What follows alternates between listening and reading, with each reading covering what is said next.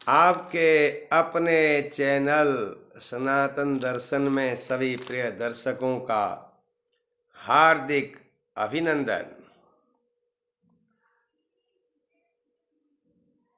हम सभी के मन में ये जिज्ञासा रहती है कि नया वर्ष कैसा चलेगा, कैसा होगा, क्या हमारे रुके हुए कार्य फिर आगे बढ़ेंगे या जो उलझनमय समय है, उलझन वाला समय है, क्या उससे उस तरफ से कुछ परिवर्तन आएगा।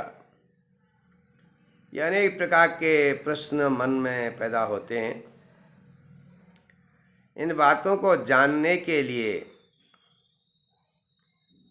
हमें ज्योतिष का ही एक सहारा होता है, उसी से मार्गदर्शन होता है। थोड़ा भी अगर जानना चाहें तो जीवन में ज्योतिष शास्त्र के अलावा दूसरा कोई शास्त्र नहीं है। तो इस ज्योतिष शास्त्र में गोचर का अपना बड़ा महत्व है। जो समय समय पर ग्रहों का परिवर्तन होता है, उसके आधार पर वर्ष का फल, महीने का फल, मास फल और दिन आदि का फल, ये सब फलादेश ग्रहों के आधार से संभव है। हमारे मन में प्रायः जिज्ञासा रहती है जानने की। ये हमारा नैसर्गिक स्वभाव है कि हम अपने भविष्य के बारे में कुछ जानना चाहते हैं। तो आपका नया वर्ष निकट है। अंग्रेजी के हिसाब से जो नया वर्ष आएगा जनवरी, वो बिल्कुल निकट है। तो इसमें आज हम इसी विषय को लेकर के आपके पास आए हैं।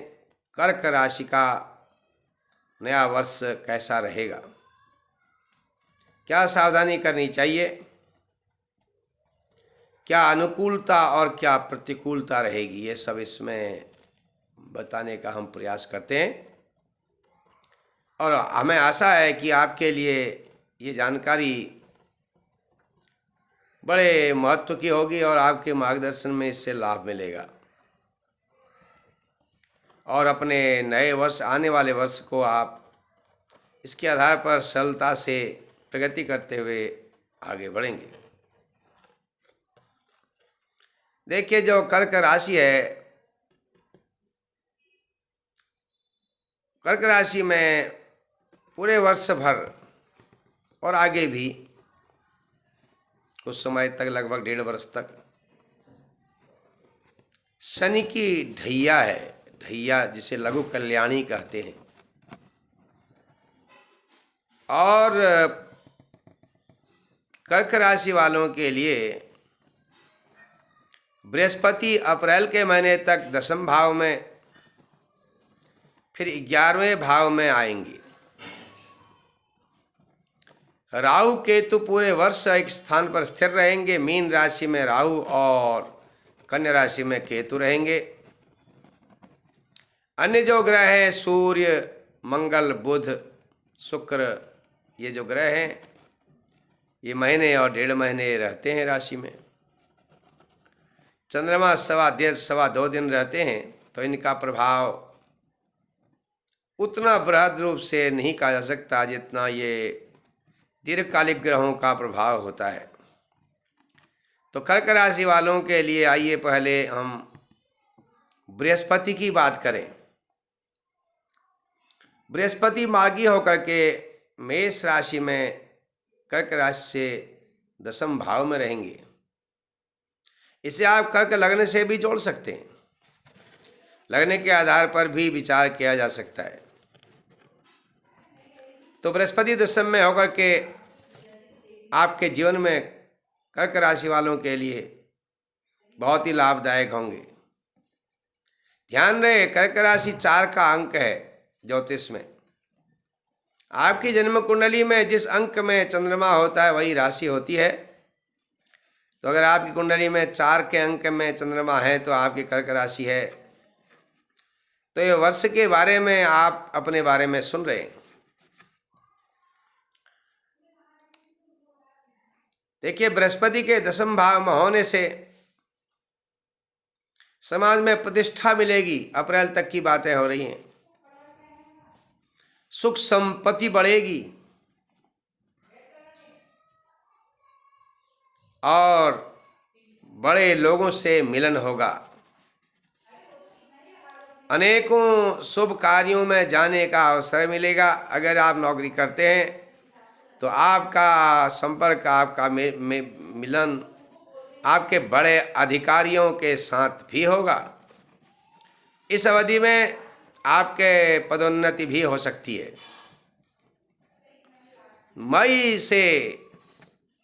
मई से लगभग कहिए आप, क्योंकि 24-25 तारीख से बृहस्पति राशि बदलेंगे, तो मई से बृहस्पति कर्क राशि से 11वें भाव में आएंगे,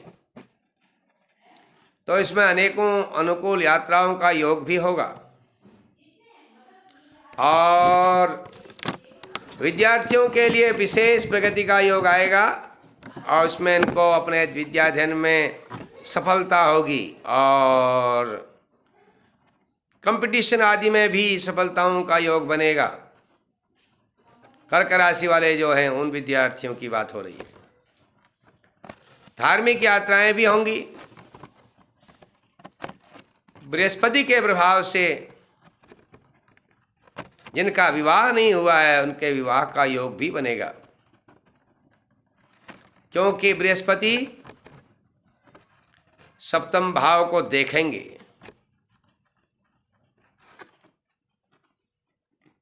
कर्क लग्न से बृहस्पति की 9वीं दृष्टि होगी।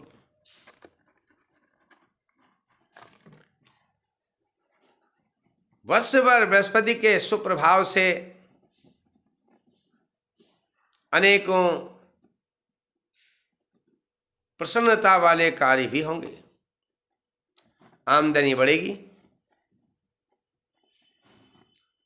धार्मिक कार्यकलाप करने का मन स्वयं भी होगा। आर्थिक स्थिति पहले से सुधर जाएगी। ये तो बृहस्पति का संक्षेप में हमने आपको फलादेश किया। अब आइए शनि के बारे में चर्चा करते हैं।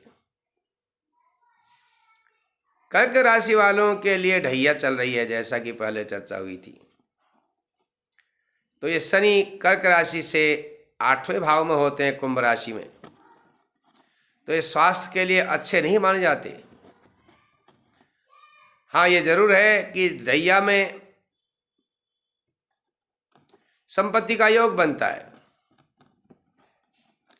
यह आदमी के मन में भ्रांति पैदा करता है। शनि ढैया में भूलने की प्रवृत्ति बढ़ जाती है, अधूरे काम छूट जाते हैं, पेट संबंधी परेशानियां भी होती हैं, पारिवारिक उलझनें होती हैं, परिवार में कलह का योग भी हो सकता है,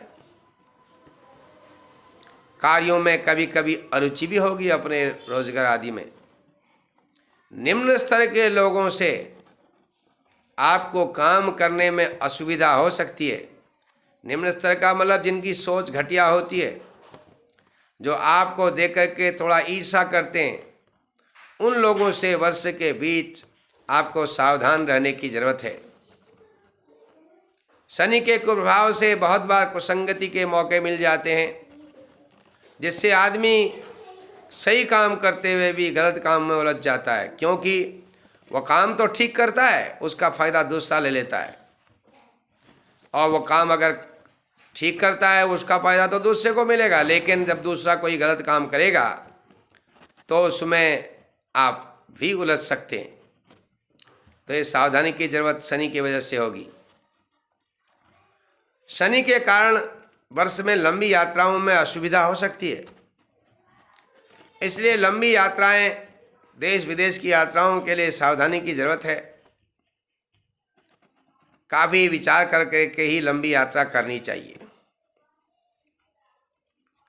अब आइए राहु के बारे में चर्चा करते हैं। राहु आपके मीन राशि में रहेंगे पूरे समय तक। राहु के प्रभाव से वर्ष में आकस्मिक कार्यों का आरंभ होगा। आकस्मिक नई खबर मिलेगी। अचानक ही राहु का प्रभाव होता है ना, तो इसमें राहु नवम भाव में होकर के कार्यों के उन्नति होने में थोड़ा विलंब कराएगा। धार्मिक यात्राएं भी होंगी। ये बृहस्पति की राशि में है, मीन राशि में, इसलिए ये कुछ आर्थिक उतार चढ़ाव भी करेगा। वर्ष में भाइयों से संबंधित थोड़ी असुविधाएं आ सकती हैं। आपके स्वास्थ्य में, शरीर में भी उतार चढ़ाव हो सकता है। लेकिन कुल मिला के अगर कहें तो वर्ष जो है अधिक लाभदायक होगा, थोड़ी उलझनों के साथ। आइए क्रमशः हम आपको इन ग्रहों के शांति का उपाय बताते हैं। राहु का दान करना अच्छा रहेगा।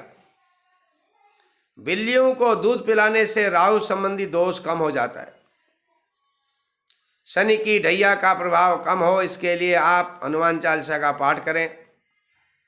बड़ुक भैरव का पाठ पढ़ने से अथवा बड़ुक भैरव की स्तुति करने से, भैरव की स्तुति करने से शनि का प्रभाव कम हो जाता है। शनिवार के व्रत करने से, सूर्यास्त के बाद मीठा भोजन करने से, उड़द और चावल खिचड़ी का दान करने से, चींटियों को चीनी देने से, कुत्ते को दूध पिलाने से भी शनि का कुप्रभाव कम हो जाएगा।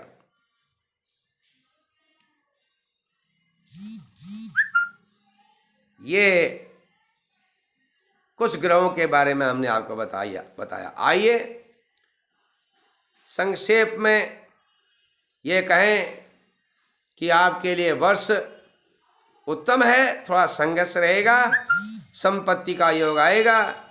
घर अगर नहीं बनाया है तो घर बनेंगे या संपत्ति जुड़ेगी। थोड़ी सी धन के मामले में उतार चढ़ाव रहेगा। आज के वीडियो में इतना ही। हर हर महादेव।